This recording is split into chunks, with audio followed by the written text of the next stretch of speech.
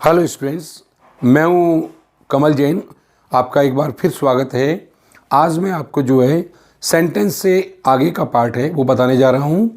आपने अब तक जो वीडियोस देखे और मुझे आशा ही नहीं विश्वास है आप लोगों के कमेंट से मैं गदगद हूँ, और आप लोगों ने जो कमेंट किए हैं उसके माध्यम से पता भी चलता है कि आपको मेरे वीडियोस पसंद आते हैं, आएंगे भी।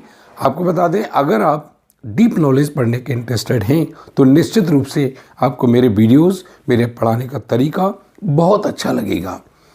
और इसके बावजूद भी मैंने कई बार कहा है कि अगर आप और भी वीडियोस देखना चाहेंगे तो मेरा जो चैनल है कमल जैन इंग्लिश क्लासेस, उसको सब्सक्राइब करिए। उसके अंदर जो और वीडियोस हैं, जो एसएससी लेवल के जो स्टूडेंट्स हैं, बैंक लेवल के स्टूडेंट्स हैं, उन लोगों के लिए और डिटेल में स्टडीज़ मटेरियल आपको मिल जाएगा। तो अब हम आगे चलते हैं कि किस तरह से सेंटेंस के पार्ट को हम और सीखें। चलिए, अब जो अगला पार्ट है वो आता है, हम ये कैसे पता करें कि ये सब्जेक्ट और ऑब्जेक्ट क्या है। सब्जेक्ट और ऑब्जेक्ट पता करने के लिए हमारे पास बहुत ही इजी मेथड है, और वो ये है कि अगर हम किसी सेंटेंस में कौन और या किसने पूछेंगे तो इसका जो जवाब निकलेगा वो सब्जेक्ट होगा, और ऑब्जेक्ट जो होगा वो हमेशा ध्यान रखना क्या, किसे और किसको, और इनका जवाब होने के साथ साथ वर्ब का भी जवाब होगा। ये मैंने आपको बताया था। अब हम आगे चलते हैं कि आखिरकार सब्जेक्ट कहाँ होता है। अधिकतर बुक्स में या अधिकतर टीचर्स ने आपको हमेशा ये बताया होगा कि वर्ब हमेशा सब्जेक्ट के अनुसार लगती है, पर हमेशा ध्यान दीजिए मेरा जो आइडिया है वो थोड़ा सा डिफरेंट है, और वो ये है कभी भी ये कहना वर्ब सदैव सब्जेक्ट के अंदर आने वाले नाउन और या प्रोनाउन के अनुसार लगाते हैं। हमेशा ध्यान रखना, वर्ब सदैव सब्जेक्ट के अंदर आने वाले नाउन या प्रोनाउन के अनुसार लगाते हैं। अब प्रश्न उठता है कि हम कौन सा नाउन लें। एक सेंटेंस के अंदर तो कई सारे नाउन होते हैं। पहली बात तो ये ध्यान रखना है कि सब्जेक्ट जो है वो 3 प्रकार से सेंटेंस के अंदर मिलता है। पहला, जब सब्जेक्ट और वर्ब और ऑब्जेक्ट और कॉम्प्लीमेंट, ये 3-4 चीज़ें एक सेंटेंस के अंदर दी होती हैं। जैसे अगर मैंने ये कहा राम गोज़ टू स्कूल, तो ऐसे में राम जो वर्ब से पहले का पार्ट है वो सब्जेक्ट है, गोज़ वर्ब है, ये वर्ब है, और ऑब्जेक्ट यहाँ अवेलेबल नहीं है क्योंकि ऑब्जेक्ट वर्ब का जवाब होता है। गोज़ के लिए अगर हम क्या, किसे और किसको पूछें तो इनमें से किसी का भी जवाब नहीं आता है। राम जाता है, क्या जाता है, किसे जाता है, किसको जाता है, इन तो में किसी का भी जवाब नहीं आ रहा है, बल्कि ये जवाब आ रहा है कहाँ जाता है, और कहाँ के जवाब की वजह से ये कॉम्प्लीमेंट कहलाएगा। अगर हम ये कहते हैं कि ये गोज़ नाम की जो वर्ब है वो किसके अकॉर्डिंग लगाई गई है, तो ध्यान दीजिए ये सब्जेक्ट राम जो है इसके अकॉर्डिंग लगाई गई है, परंतु राम एक सब्जेक्ट के साथ साथ एक नाउन भी है। अगर हम ये कहें a handsome boy of my class is playing cricket, यानी मेरी क्लास का एक हैंडसम बॉय क्रिकेट खेल रहा है। तो अगर हम ये कहें कि इस वर्ब जो इज है इसके पहले का पूरा पार्ट जो है वो सब्जेक्ट है, लेकिन आप गौर से देखें तो ये वर्ब जो लग रही है वो बॉय के अकॉर्डिंग लग रही है, यानी हमने ये कहना है कि वर्ब लगती है सब्जेक्ट के अंदर आने वाले नाउन के अनुसार। हम सब्जेक्ट वर्ब एग्रीमेंट सीख जाते हैं, पर हमको यही नहीं पता कि सब्जेक्ट कहाँ है। बिना सब्जेक्ट के हम वर्ब एग्रीमेंट कैसे कर रहे हैं। Most of the teachers who are teaching here, चाहे आगरा में पढ़ा रहे हैं या और कहीं भी, पहले दिन आपको सब्जेक्ट वर्ब एग्रीमेंट पढ़ा देते हैं। पर सोचिए जरा, क्या सब्जेक्ट आपको आता है? सब्जेक्ट कहाँ है? आप तो ये समझ लेते हो कि वर्ब से पहले का पूरा पार्ट सब्जेक्ट है। ऐसे कैसे हो सकता है? वर्ब से पहले का पार्ट भी हो सकता है सब्जेक्ट, कई बार तो वर्ब के पीछे वाला पार्ट जो है सब्जेक्ट होता है। मैं बताऊंगा, देखिए वर्ब का पास। और एक सेंटेंस के अंदर सब्जेक्ट आप सोचते हो एक होता है, मैं दो सब्जेक्ट ले आऊंगा। पहले ये देखिए, मेरी बात को समझिए। वर्ब लगती है सब्जेक्ट के अंदर आने वाले नाउन के अनुसार। अगर हम ये बोलते हैं the condition of the people are good, तो आप क्या समझेंगे कि पीपल के अकॉर्डिंग वर्ब आर लगी है, सही है। पर ध्यान दीजिए, इस वर्ब से पहले पूरा पार्ट क्या है? सब्जेक्ट। लेकिन मैंने आपसे कहा है कि सब्जेक्ट किसके अकॉर्डिंग लगती है? नाउन के अकॉर्डिंग। अब यहां एक रूल और आता है, वो ये कि अगर हमने दो नाउन को और ऑफ से जोड़ दिया है, जैसे the condition of the people में पीपल भी नाउन है, कंडीशन भी नाउन है, और जोड़ा गया है उसको ऑफ से, तो हमेशा ध्यान रखना वर्ब लगेगी पहले नाउन के अनुसार। यानी हम कंडीशन के अकॉर्डिंग वर्ब लगाएंगे, और कंडीशन के अकॉर्डिंग अगर हम वर्ब लगाएंगे तो आर नहीं इज। लोग अच्छे नहीं हैं, लोगों की कंडीशन अच्छी है। Then I am talking about the condition of the people, not about the people.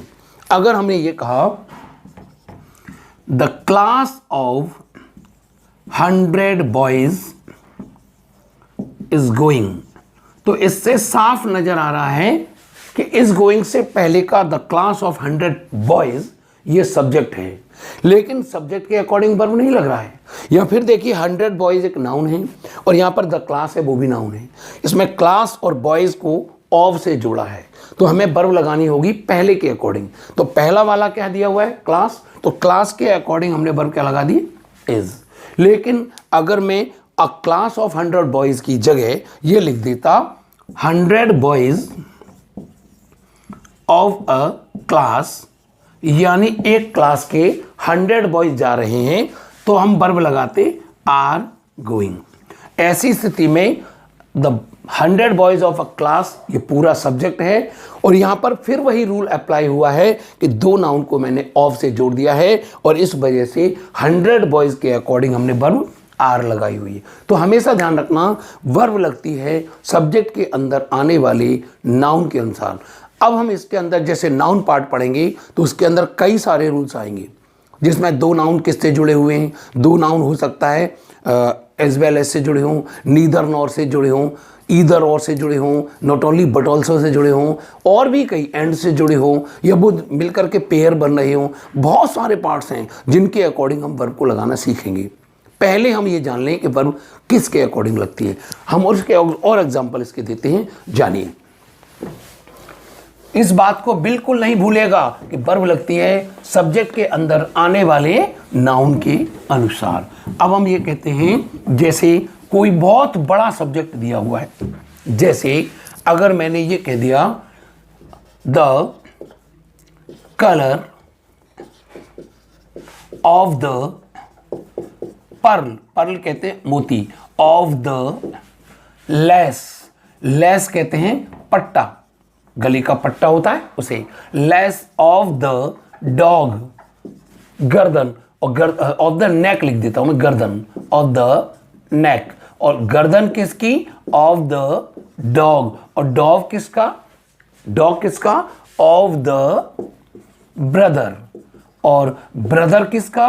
Of Ram's friend, Ram के मित्र का। और अब मैंने बोल दिया इज ब्लैक। तो हम देख रहे थे कि एक एग्जाम्पल लिखा हुआ है the colour of the pearl of the less of the neck of the dog of the brother of Ram's friend is black. अगर कोई ये कहता है कि इस सेंटेंस के अंदर सब्जेक्ट क्या है, तो ध्यान देना है द कलर से स्टार्ट होकर के और राम्स फ्रेंड तक का ये पूरा पार्ट जो है ना, वो सब्जेक्ट कहलाएगा। लेकिन आपको पहले ही बता चुके हैं, वर्ब कभी भी सब्जेक्ट के अनुसार नहीं, बल्कि सब्जेक्ट के अंदर आने वाले नाउन फिर दूसरी बात आपको बताई, जब भी दो नाउन ऑफ से जुड़े हों तो ऑफ से जुड़े होने पर हम वर्ब हमेशा पहले वाले नाउन के अकॉर्डिंग लगाते हैं। और ऐसी स्थिति में हम अगर ये कहेंगे कि ये इस वर्ब जो लगी हुई है वो किसके अकॉर्डिंग लगी है, चलेंगे राम फ्रेंड, यानी राम का मित्र, मित्र का कौन, भाई, भाई का कौन, कुत्ता, कुत्ते की क्या, गर्दन, गर्दन का पट्टा, पट्टे का मोती, मोती का कलर, यानी मैं कलर की बात कर रहा हूं, यानी कलर ब्लैक है। तो वर्ब हम जो लगा रहे हैं वो कलर के अकॉर्डिंग। अगर आपने ये कहा होता कि नहीं वर्ब तो सब्जेक्ट के अनुसार लगती है, तो ये पूरा इतना बड़ा सब्जेक्ट है, सब्जेक्ट के अकॉर्डिंग तो वर्ब नहीं लगी, सब्जेक्ट के अंदर आने वाले नाउन के अनुसार। अब कौन सा नाउन, तो ये देखना पड़ेगा कि पहला नाउन या दूसरा नाउन। अब बाय द वे मैं ये लिख देता, किसी प्रोनाउन को जोड़ देता और ये लिख देता you as well as I are doing your work. अब हम ये कहते हैं कि इसमें वर्ब किसके अकॉर्डिंग लगी है, तो ध्यान दीजिए यहां पर इस वर्ब से पहले you as well as I, ये पूरा पूरा सब्जेक्ट है, और एज वेल एज आई से जुड़ा हुआ ये पूरा पार्ट है। इसमें भी वही हुआ, क्योंकि आपको पता है दो नाउन को या दो प्रोनाउन को अगर हम एज वेल एज नाम के कंजक्शन से जोड़ते हैं तो वर्ब पहले वाले के अकॉर्डिंग लगती है। तो यू के अकॉर्डिंग मैंने क्या लगाया है, आर, और यू के अकॉर्डिंग ही ये पोजेशन योर लगाया है, यानी ओवरऑल सारे के सारे जो वर्ड हैं वो सब्जेक्ट के अंदर आने वाले पहले नाउन या पहले प्रोनाउन के अकॉर्डिंग लगेंगे। तो ये पहला पार्ट आपने देखा जिसके अकॉर्डिंग आपने ये देखा कि वर्ब सब्जेक्ट के अनुसार नहीं, सब्जेक्ट के अंदर आने वाले नाउन के अनुसार लगती है। अब हम चलते हैं दूसरे पार्ट की तरफ, और दूसरे पार्ट में आपने क्या देखना है, दूसरे पार्ट में ये देखना है कि वर्ब पीछे ना आकर के आगे आ जाती है, और सब्जेक्ट पहले, फिर ऑब्जेक्ट, और लास्ट में कॉम्प्लीमेंट आ जाता है। कई बार क्या देखा गया है कि ये कॉम्प्लीमेंट बिल्कुल आगे भी आ जाता है। ध्यान दीजिए यहां पर आप देख रहे हैं सब्जेक्ट कहां जा रहा है, पीछे की तरफ। जरा इस सेंटेंस को अगर हम देखें, जैसे कई बार किसी बात पर जोर देने के लिए कहा जाता है, अच्छा तो तुम हो रवि, ऐसे बोला जाए। इंग्लिश के अंदर आपने इन्वर्जन पढ़ा होगा, नहीं पढ़ा तो मैथ के अंदर तो इन्वर्स जरूर पढ़ा होगा। जैसे 1/a की पावर 2 होता है, तो 1/a की पावर 2 को अगर हम इसको रिवर्स करते हैं तो a की पावर -2 सीधा लिख सकते हैं, और a की पावर जब माइनस में लिख जाती है तो हम उसे कहते हैं इन्वर्जन, इन्वर्स कहते हैं, जो आपने मैथ में अवश्य पढ़ा होगा। एक्चुअली मैं भी आपको बता दूं, मैं MSc और इंजीनियर हूं। मैंने MSc किया है आगरा कॉलेज से 1993 में, और मैंने इसके बाद इंजीनियरिंग फ्रॉम दिल्ली यानी PWI किया हुआ है। इसके बाद फिर मैंने MA इंग्लिश किया है 99 में, और मैं 93 से एकेडमिक और इसके साथ साथ फिर BA MA तक के बच्चों को पढ़ाया है। मैथ का स्टूडेंट होने के कारण, मैथ से MSc किए होने के कारण मैं मैथ फिजिक्स भी अच्छी तरह जानता हूं, पर इंग्लिश बहुत ज़्यादा मायना रखती है। मेरी भी इंग्लिश उस समय इतनी अच्छी नहीं थी, और शायद मैं इसीलिए आज इंग्लिश का टीचर बना हुआ हूं, क्योंकि वास्तविकता में इंग्लिश की वजह से ही मेरे सिलेक्शंस नहीं हो पाते। जब मेरा इंग्लिश का सिलेक्शन नहीं हुआ उसके बाद मैंने इंग्लिश को ही देखने का सोच लिया कि इंग्लिश को देखता हूं, और इंग्लिश को इतना डिटेल पढ़ा है कि मैं दावे से कह सकता हूं कि जिस लेवल की इंग्लिश मैं जानता और सिखाऊंगा आपको, बहुत कम टीचर ऐसे होंगे जो आपको सिखा सकते हो। आगरा से मैं बिलोंग करता हूं। बहुत से लोग कहते हैं मेरा नाम नहीं सुना। मेरे भाई, आपने अवश्य नाम नहीं सुना हो भले ही, लेकिन अगर स्टैंडर्ड स्टूडेंट से पूछेंगे तो शायद वो मेरा ही नाम जानता है, क्योंकि वास्तविकता में मैंने उस लेवल तक के स्टूडेंट को, मैंने कभी सपने में भी नहीं सोचा था कि मुझे ये आज का जो ज़माना है यूट्यूब का या होर्डिंग वगैरह लगाने का, इसकी वजह से लोग जानने लगते हैं, क्योंकि लोग भी ये कहते हैं कि जो दिखता है वो बिकता है। मैंने कभी इस पर प्रयास नहीं किया। 27 ईयर्स के अनुभव ने मुझे सिर्फ ये सिखाया कि नहीं, बच्चों का भविष्य पहले, सिर्फ पैसा कमाना हमारा पर्पस नहीं होना चाहिए। चलिए तो हम आगे दूसरे पार्ट की तरफ चलते हैं, और दूसरे पार्ट में मैंने बताया वर्ब, सब्जेक्ट और ऑब्जेक्ट, इसके बाद कॉम्प्लीमेंट। और हम किसी बात पर जब जोर देते हैं तो इस तरह से लिखा जाता है, अच्छा तो आप हैं Ankit, so are you Ankit, are you Ankit. ध्यान रखिए इसमें मैंने फुल स्टॉप ही लगाया है। आर यू अंकित लिखने का मतलब इंटरगेटिव नहीं लिखा है, इसको जोर देने के लिए कहा जा रहा है, अच्छा तो आप हैं अंकित। जैसे अगर हम इसको इन्वर्जन कहते हैं, अगर हम ये कहते हैं कि बीत गए वो दिन जब 2 रुपए किलो घी आता था, तो जोर दिया जा रहा है, तो हम लिखेंगे gone are the days, gone are the days. अगर हम ये कहें सही इंग्लिश में अगर लिखें तो ये बनना चाहिए द डेज आर गॉन, लेकिन हमने इसको लिखा क्या है, गॉन आर द डेज। अगर हम ये कहते हैं इसके अंदर सब्जेक्ट क्या है, तो द डेज जो पीछे जाके लग गया है, और गॉन आर जो सब्जेक्ट से पहले लगे हुए पार्ट हैं वो वर्ब है। लेकिन ऐसी स्थिति में भी आपने देखा द डेज यहां पर पूरा सब्जेक्ट है, पर वर्ब किसके अनुसार लगती है, सब्जेक्ट के अंदर आने वाले नाउन के अनुसार। तो द डेज के अंदर जो सब्जेक्ट है उसके अंदर डेज जो है वो नाउन है, और डेज के अकॉर्डिंग हमने ये वर्ब आर लगाई है। एक एग्जांपल और देख सकते हो, तो इसमें आपने देखा कि सब्जेक्ट पीछे चला गया है। Sweet are the uses of adversity, sweet are the uses of adversity, adversity यानी मेहनत, मेहनत का फल मीठा होता है।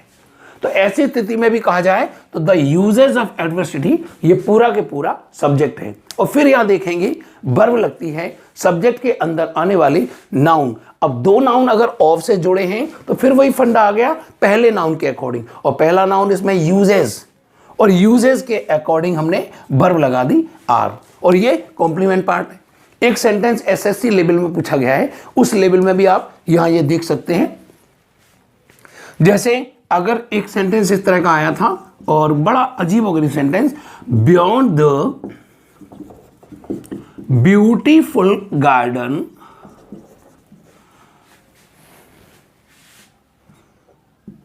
Is seen 2 boys playing in the सन।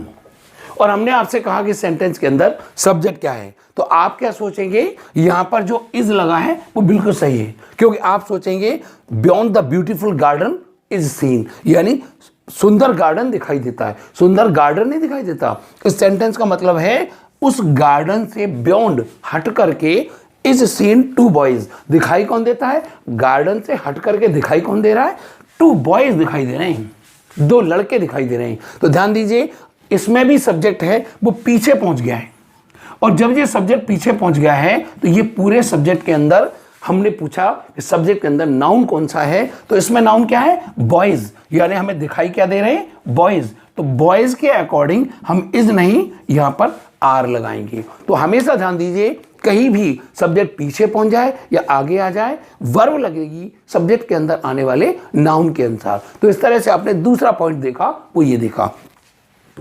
अब हम चलते हैं तीसरे पॉइंट की तरफ। तीसरा पॉइंट है वो बड़ा मजेदार है, जिसके अंदर आप देखेंगे 2 सब्जेक्ट इसमें लगे हुए होंगे। देखिए जरा, 2 सब्जेक्ट, अगर हम ये कहें तीसरी कंडीशन में एक सब्जेक्ट लगा होता है, फिर इसके बाद वर्ब लगी होती है, और तीसरा फिर सब्जेक्ट लगा होता है। ध्यान दीजिए वैसे नॉर्मली एक सेंटेंस के अंदर एक ही सब्जेक्ट होता है, अगर 2 सब्जेक्ट आ गए तो ध्यान दीजिए उसमें कुछ स्ट्रक्चर अलग है। यहां पर इस सब्जेक्ट के बारे में दूसरा जो सब्जेक्ट है वो तो प्योर सब्जेक्ट है, जो सब्जेक्ट होता है वही है, और जो पहला वाला सब्जेक्ट है हम इसको कहते हैं डमी सब्जेक्ट। अब आप सोचते होंगे डमी सब्जेक्ट क्या होता है, डमी सब्जेक्ट के बारे में लोग नहीं जानते हैं, आज जानिए इसको डमी सब्जेक्ट क्या होता है।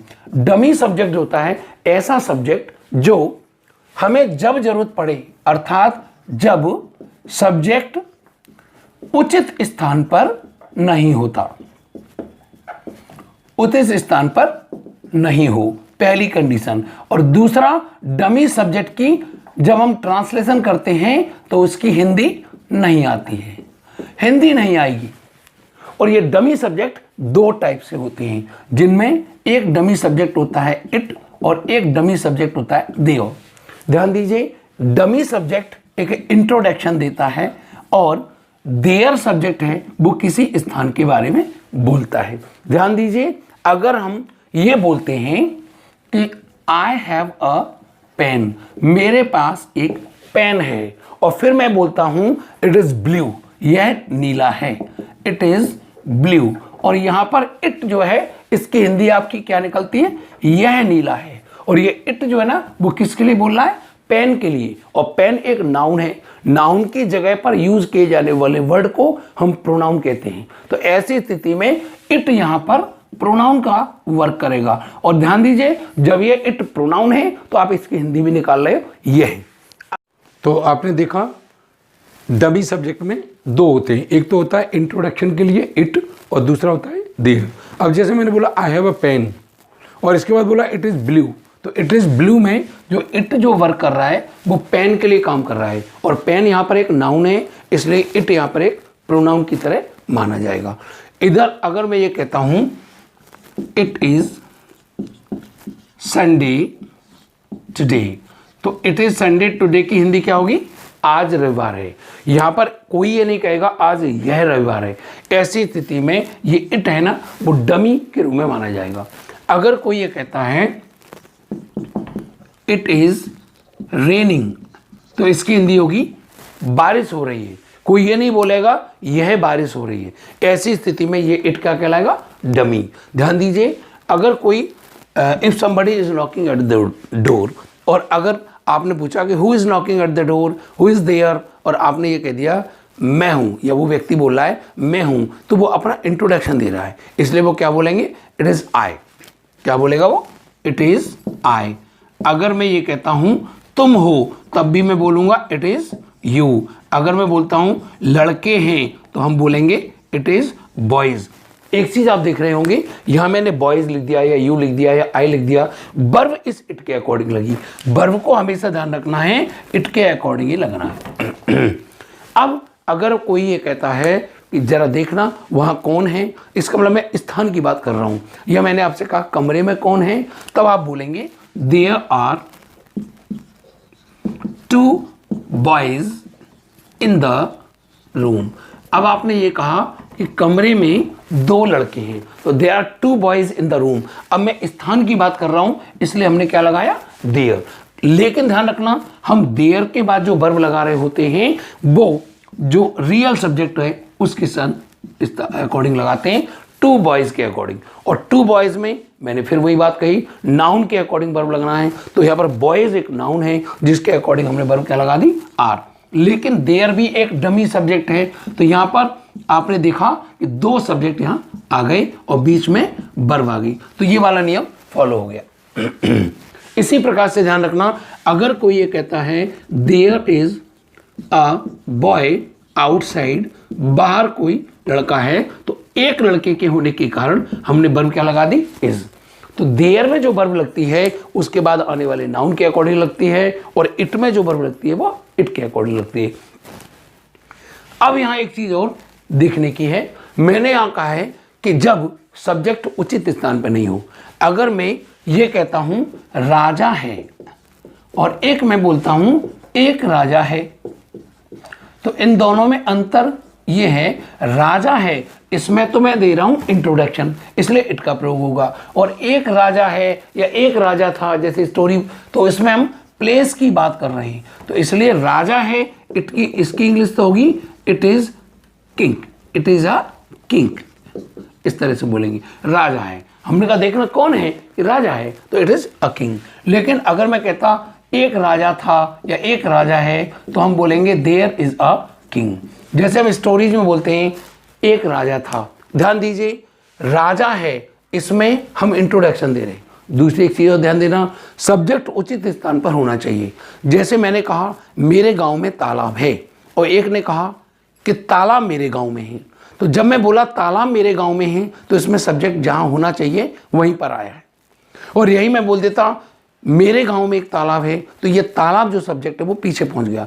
जब भी सब्जेक्ट पीछे पहुंच जाएगा तो उस सेंटेंस की शुरुआत हम देयर से करेंगे। जैसे मेरे गांव में एक तालाब है, तो हम बोलेंगे there is a pond in my village. हमने कहा एक राजा था या उज्जैन में एक राजा था, तो सब्जेक्ट कहाँ पहुँच गया, पीछे, तो बोलेंगे there was a king in Ujjain.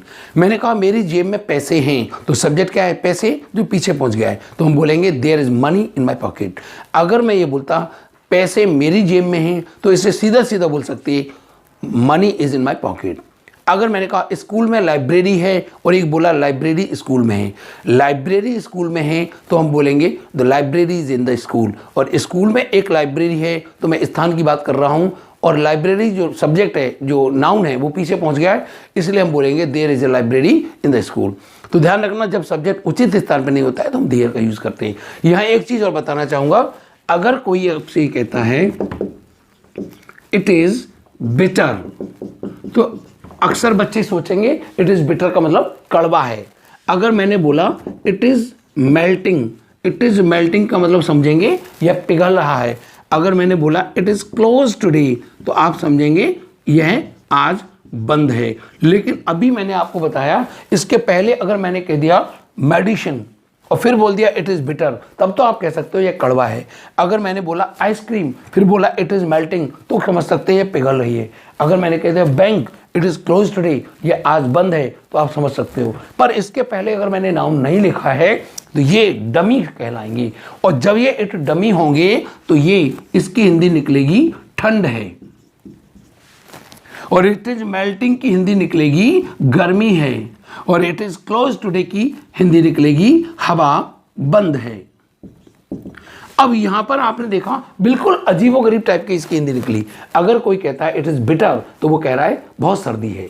अब ऐसी स्थिति में गलती क्या होती होगी, अगर मैंने ये लिख दिया इट इज बिटर कोल्ड, और आपने कहा ऐसा तो बोलते रहते हैं, पर ध्यान दीजिए जब मैं पहले ही बोल चुका हूं कि बिटर का मतलब ठंड है, और फिर आपने एक कोल्ड और लिख दिया है, तो ध्यान रखना बिटर के साथ कोल्ड का प्रयोग नहीं होगा, अर्थात ये सुपरफ्लुअस माना जाएगा।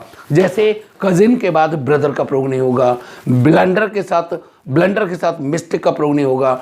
अक्सर हम लोग ऐसे सुपरफ्लुअस वर्ड्स को यूज कर देते हैं, जैसे कार्ड के साथ आप बोल देते हो मैन, फूल के साथ आप लगा देते हो मैन, तो इस तरह ध्यान रखना ये सुपरफ्लुअस कहलाते हैं। तो आज आपने जो सीखा किस प्रकार से सेंटेंस के अंदर सब्जेक्ट किस तरह से पता किया जाए, और सब्जेक्ट के अकॉर्डिंग वर्ब नहीं लगती, वर्ब लगती है सब्जेक्ट के अंदर आने वाले नाउन के अकॉर्डिंग। अब हमारा अगला जो टॉपिक होगा वो होगा पार्ट्स ऑफ स्पीच को किस तरह से पहचाना जाए। आपको बता दें, पार्ट्स ऑफ स्पीच पहचानना, नाउन, प्रोनाउन, एडजेक्टिव, एडवर्ब, ये आपकी सबसे बड़ी प्रॉब्लम है। आप लोग कमेंट में लिख भी रहे हो। डोंट वरी, जितनी चीज़ें आपको समझ में नहीं आ रही हैं आपको, वो सारी चीज़ें आपको मैं बताऊंगा। हम आपको एक एक चीज़ को समझाएंगे, आपको समझना बहुत अच्छा लगेगा। और इसके लिए मैं आपको ये भी कहूँगा, मेरा जो चैनल है कमल जैन इंग्लिश क्लासेस, उसको जरूर सब्सक्राइब करिए, ताकि अपडेटेड वीडियोज आपको मिलते रहेंगे टाइम टू टाइम। कुछ दिनों बाद मैं वीडियो और उसमें डालने वाला हूँ बहुत अच्छे। तब तक के लिए प्रपोजिशंस के वीडियो हैं, आर्टिकल्स के वीडियो हैं, रिलेटिव प्रोनाउन के वीडियोज़ हैं, नाउन के वीडियोज़ हैं, और वर्ब के वीडियोज़ भी मैं डालने वाला हूँ। वो सब मिलेंगे, उनको आप देखिएगा, उससे आपको बहुत सारी चीज़ें मिलेंगी।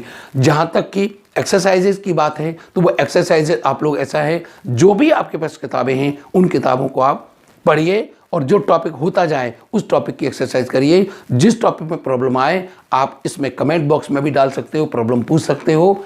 कुछ समय बाद मैं आपको अपना जो है नंबर भी दे दूंगा, और उस नंबर पे भी प्रॉब्लम पूछ सकते हैं। मेरा सिर्फ और सिर्फ एक उद्देश्य है, आपको सफल होना है किसी भी कीमत पर। Thank you for watching.